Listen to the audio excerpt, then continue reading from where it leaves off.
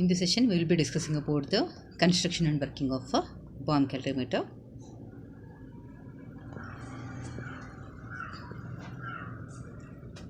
So here, in the last class, we discussed about the calorific value, which is the amount of heat liberated when an unit quantity of fuel is burnt in excess of air or oxygen, right? So here in this session, we are going to brief about the determination of the calorific value by using a it can be like for solid or liquid fuel by using a bomb calorimeter, okay, and for gaseous fuels the calorific value can be determined by using Boyce calorimeter, okay. So the bomb calorimeter is for solid or liquid fuels. So what is the principle here? Here the principle is very simple, okay. A known quantity of the fuel is burnt here, known quantity, known amount, okay, maybe 10 grams, 20 grams, known amount, okay. We know what's the amount of the fuel taken. We are burning here the known amount of the fuel. So what happens when we burn the fuel? Here heat is liberated, okay, and the heat is and the liberated heat is absorbed by the surrounding water, okay. So the temperature of water will be raised, okay. So from the difference in the temperature of the water, okay, and by knowing the mass of the fuel taken, we can calculate the calorific value of the fuel, okay. Very simple principle. Here the known quantity of the fuel is burnt, which is combusted, heat is liberated, and the liberated heat is absorbed by the surrounding water, and the temperature of the water get raised. By knowing the difference in the temperature, okay, and other factors, we can calculate the calorific value of the fuel. Fine. Next is a diagram. This is the bomb calorimeter and the structure of the bomb calorimeter, okay. Coming to the construction of the bomb calorimeter, let us see what and all the calorimeter consists of. The bomb calorimeter consists of a platinum crucible, okay. Here this is a platinum crucible will be there, okay. Platinum, in the platinum crucible we can place the sample here. So this is the platinum crucible, or any ceramic crucible will be there where we can place the fuel sample, okay. And it will have a electric ignition system will be there, okay. Electric ignition will be there. It will be connected to the ignition wires, which is to burn the fuel, okay, to supply the heat to burn the fuel, okay. And this is kept in a airtight vessel, which is stainless steel vessel. This is called as a stainless steel bomb, okay. Crucible is there where fuel is placed, okay. It will have a electric ignition arc system to burn the fuel, and this setup is completely kept in a stainless steel airtight bomb, which is called as a stainless steel bomb, or just like that bomb, okay.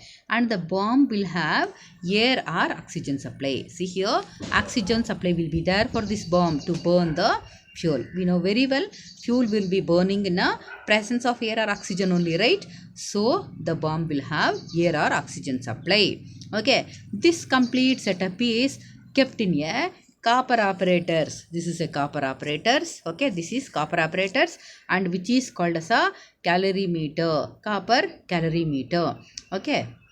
And for that insulating jacket also will be there, okay. And here in this calorimeter we can fill a known amount of water. Known quantity of water can be filled in a calorimeter, and the calorimeter will have a stirrer, okay. Stirrer will be there. Stirrer is to mix the water so that the temperature will be constantly spread.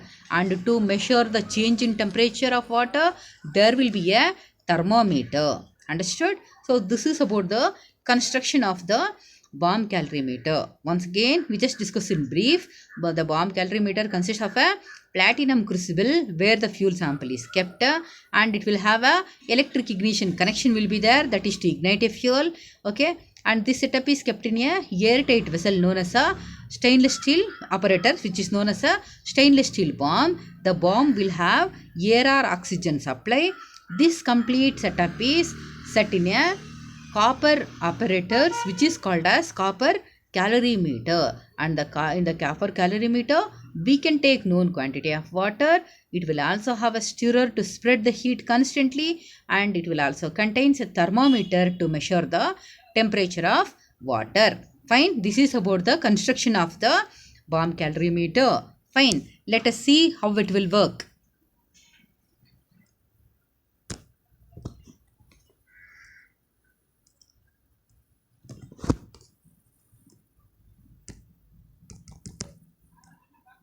Okay, construction part I already told you. Okay, fine. Next we will go to the working. Fine. In the crucible, a known amount of the fuel is taken. You can refer to the diagram if you want. Once again, see, this is the diagram, right? Okay, here in the crucible, known quantity of the fuel is placed. Okay, known amount of the fuel is placed. Fine. And after that, the fuel is ignited by using the electric ignition wires. By using the electric ignition wires, the fuel is ignited. Okay, so in oxygen will be there, oxygen supply will be there to the stainless steel bomb. So the fuel in presence of air or oxygen, combustion starts, means it will start burning. When the fuel is burning, what will happen? It liberates heat. Fine, it liberates out heat, and the liberated heat is absorbed by the surrounding water. Okay, fine. So here we have to measure the temperature of water first, and after the combustion process is over, after the water is completely heated, we have to measure the final temperature of water here. Clear, right? Okay, combustion takes place. Once the combustion takes place, what happens? Heat is liberated, and the liberated heat is absorbed by the surrounding water.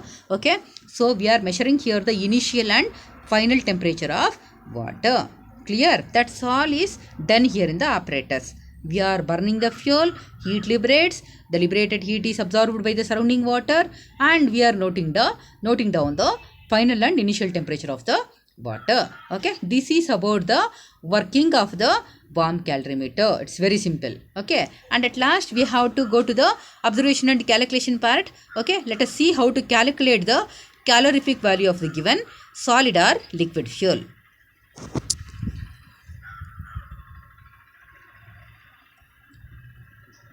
Working part over, observations and calculations.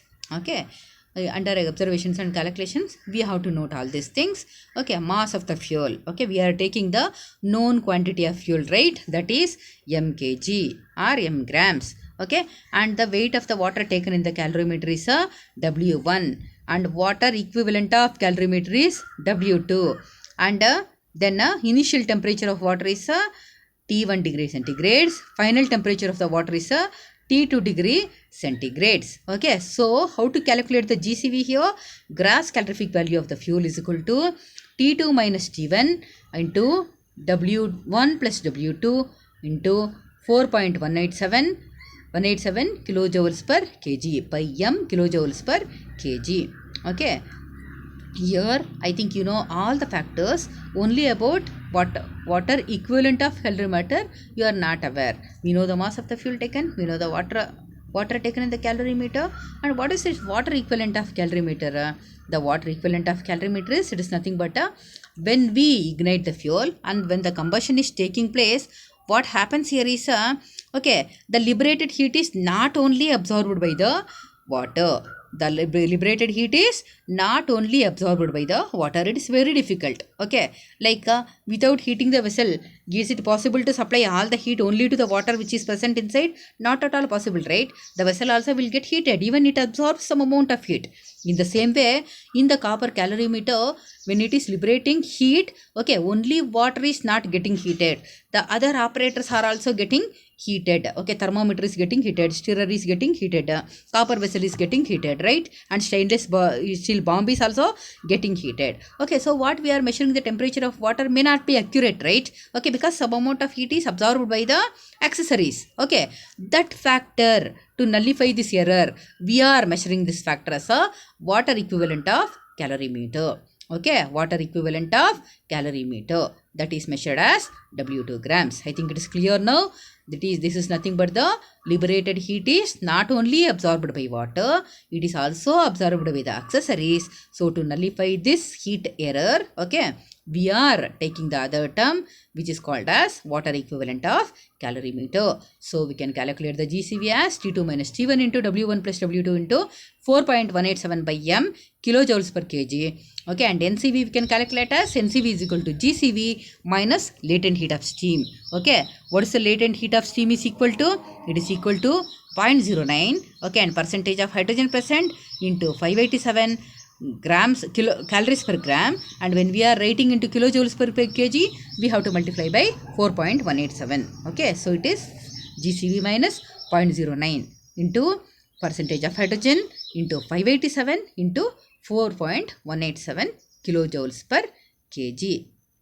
Fine. So in this way we can calculate the gross and net calorific value of the fuel, okay, solid or liquid fuel, by using the bomb calorimeter.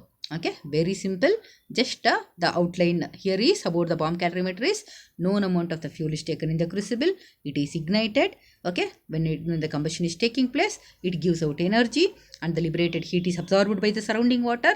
So the temperature of water gets raised from the difference in the temperature, okay, and from the mass of the fuel taken, okay, mass of the fuel taken, we can calculate the gross and net calorific value of the given fuels.